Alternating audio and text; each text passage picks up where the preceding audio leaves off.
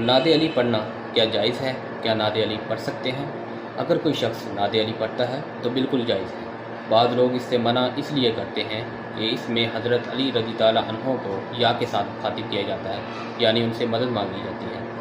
यकीनन हर मुसलमान का ये अक़ीदा है कि हकीकी तौर पर मददगार सिर्फ अल्लाह ताला की ज़ात है।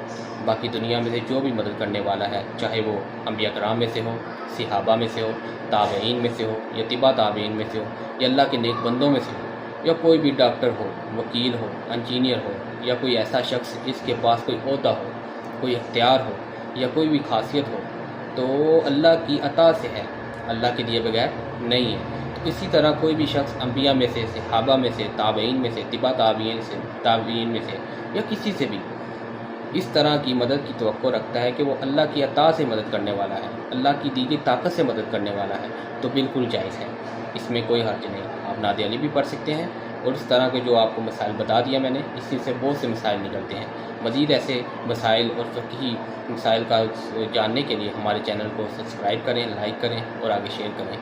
आपका और हमारा अल्लाह हामिल नसीब।